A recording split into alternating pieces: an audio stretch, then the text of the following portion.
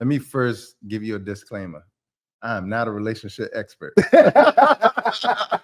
I can only tell you from my personal experience. I can tell you from my personal experience and my best relationships.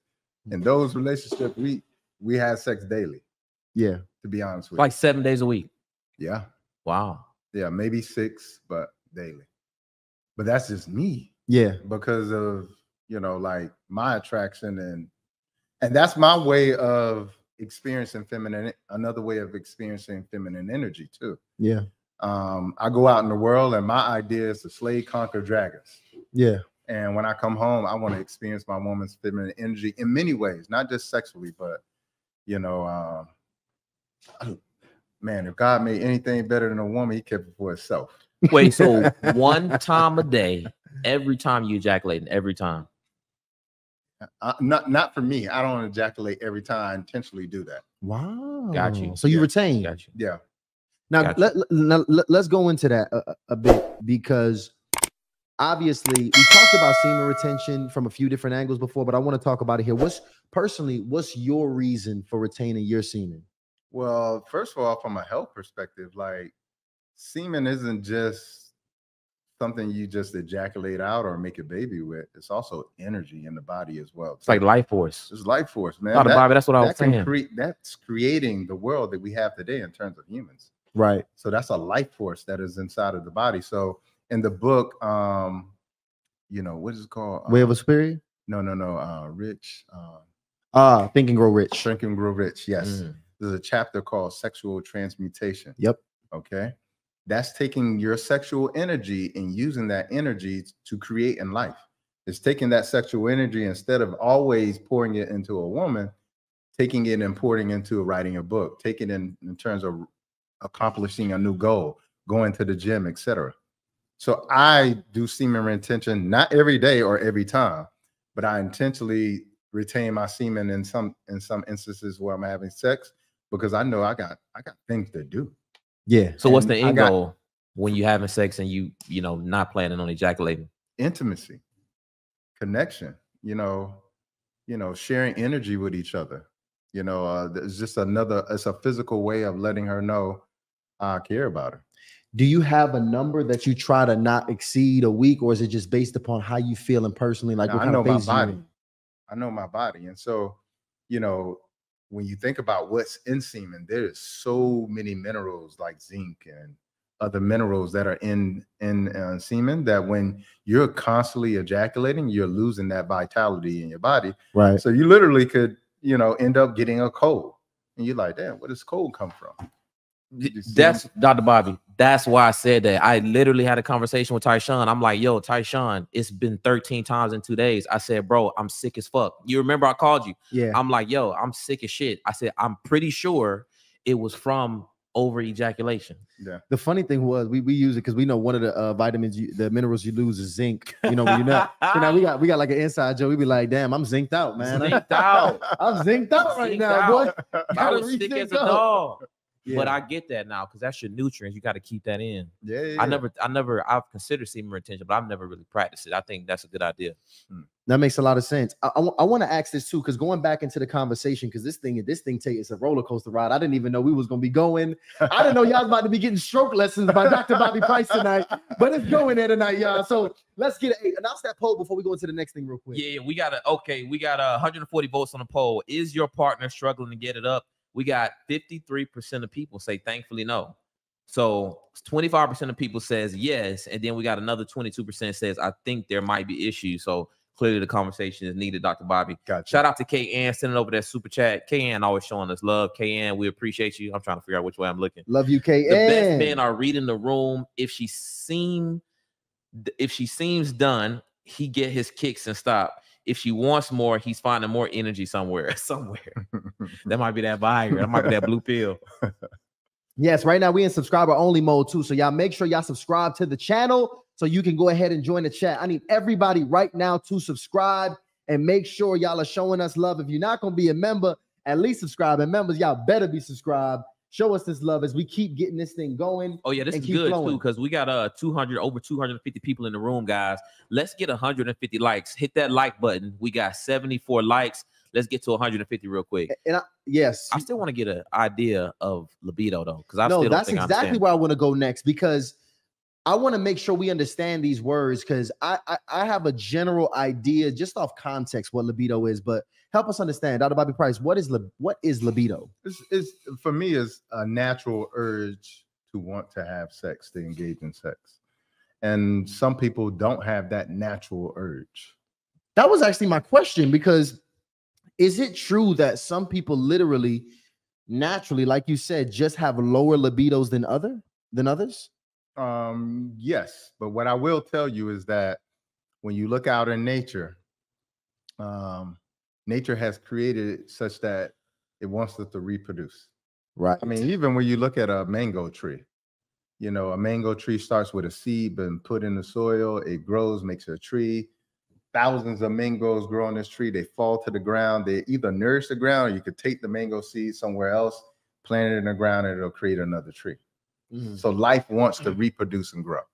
All right. Yeah. So the idea that somebody doesn't have urge, doesn't have libido, isn't natural in the sense of how nature works. Okay. Especially if you have none. Now, everybody's levels are different. Right. Okay. And that's because everybody's hormonal levels are different. Everybody's biology is somewhat different biochemically as well, too. And so if you take somebody like I was saying this on another interview that I was doing, when you look at male testosterone in 1980, it was around about 500. In the 1990s, it was around about 425. In the mid 2000s, it was somewhere around 325, and today it's around 250. Woo. Okay. Now, when I'm comparing that to the fact that our ancient ancestors, they were walking around with a testosterone level between 1,000 and 1,500. Wow. Them nuts was they dropped. Was turned. They would beat your ass. They was turned. You see what I'm saying? Like, yeah, we're drastically moving into the wrong literally direction. A quarter of the man. Yeah. Yeah. So you got to understand, like I was saying this earlier, our hormones direct us in life. When we go through puberty, they change us. They morph us. They change our voice. They add hair on our bodies. For a man, it adds hair on your face. You know, your balls drop. It changes you. Okay. Hormones change a lady too. You know, they create breasts. They change her. Okay. So the reason why I'm saying that is because what's normal today is really just common, is not normal. Okay. Just because something is common, meaning a lot of people have low testosterone at 250, 300, does not mean that that's normal. Okay. So which means that you're going to be moving through life, not how life in its optimal, situation would have you.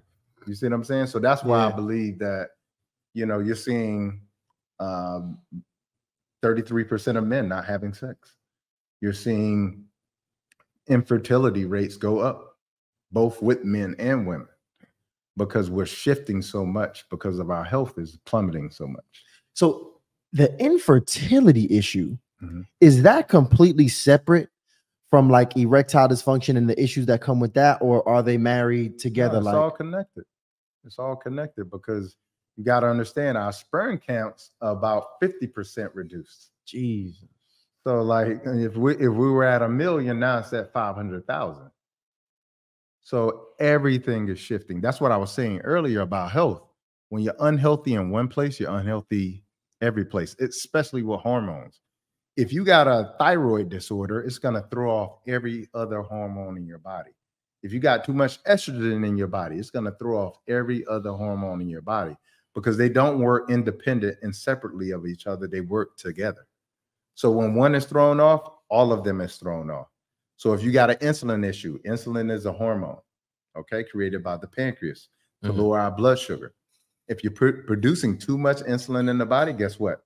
You're going to throw every other hormone off in the body. So I just want to confirm the thyroids and the fibroids and the insulin, all hormonal imbalances. Not fibroids. Not fibroids, okay. A lot of people have what's called Hashimoto's, or they have hypothyroidism, meaning they're not producing enough thyroid stimulating hormone. Okay. When you're not producing enough, the body has to compensate. It has to adapt. It will shift other hormones in the body.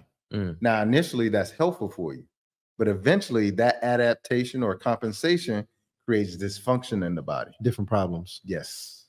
That actually makes a lot of sense. I mean, just even when you think about the times we in with the lack thereof, you know, the things that we're receiving in our body and our foods and just the hormones we have, like intentionality in your health is like really mandatory. Yeah. At this point in time, like you really have to understand what's going on with your health and with your body, people. So I'm really like, y'all really need to make sure y'all tapped in and listening to this conversation. Is there a way to measure the libido levels in your body? Is there a way to measure that? Or is that just kind of a feeling of like, just kind of understanding your sexual arousal? Subjective. I think it's more subjective. And see, the reason I asked that is because we literally had a young lady on here that said, yo, I'm with my husband. What was her name? Just the Coach Kent. Jack Star. Jack Star. She literally said, how long did she go without sex? She had sex every 6 months. It's been 9 years. She says about every 6 months she has sex, and it drives her crazy. Now, it wasn't that bad at drives first. Her crazy that they're not having sex that they're not having sex more. Okay. She wants to have sex. Okay, good. And she says literally, like every day she battles. She says she wants to cheat. She fights it every single day. Because, by the way, good man, good husband. Just a natural human urge. But see, it wasn't like that originally, she stated. Yeah. It was like, maybe they'll do it. I think it was leading into it. It was doing it a bit more often before the marriage. And then after the marriage is when it kind of progressively had a very much slow down. Okay, gotcha. But it is the issue. It is it's the erectile dysfunction, though, because I think they may have had some experience with, like, which I still don't know about this, the pellets or something in the hip. And I want to get into that, but see, where I want to start at is like she stated from the beginning, their sexual desires from the get-go wasn't really aligned. Like their libidos wasn't really matched from the get-go. And she accepted it because he was good, and it progressively got worse, not a really unaligned. Should somebody, I want to get your opinion, should somebody seriously consider somebody, assuming, let's be more specific, a young lady dating a guy, he's not as sexually active or, not desiring sex as much as she would like, but checking off a few of the other boxes. Yeah, for sure. In your opinion, do you think she should look at just going a different direction altogether in a guy solely based off his sexual desire? Or is that something that she should look to compromise on when having a long-term relationship? I always say, like, is it a non-negotiable or is it negotiable? You got to know what your non-negotiables are. And if that's non-negotiable for her in terms of like intimacy and, having that connection where like it's consistent sexually and they have the same energy, if it's non-negotiable, then you should not make the choice to be with this person, because ultimately you're going to end up where you are now. Now, if it's negotiable, like sex isn't everything for you and you can deal with intimacy in other capacities, then fine, move forward. But just understand that, you're going to get what you got. And so I always tell people, it's just based upon the relationship. Is it non-negotiable or is it negotiable? Man, and listen, Jack, that's a question you really need to ask yourself, because it sucks when it's a woman smack dab in the middle of a marriage who's made a commitment for the rest of her life, and now she's having to ask herself that question, on her 10th year of marriage. Yeah, it's tough, bro. Yeah, but not only do women make those bad decisions, men do too. Like a lot of men make the mistake of living out their sexual fantasies with women who are very, educated in the bedroom, and then they freaks, and then they get with a woman who's the good girl who maybe isn't as versed in the bedroom, and in their minds they're like, well, it'll work because she's a good girl and I love her and I'll teach her. Oh, wow. But if that's not something she aspires to, if it's not something that is in her, and you can put the shoe on the reverse foot, like for a woman, if that's not something that's in them and it's not something they're aspiring to, then you're probably setting yourself up for failure.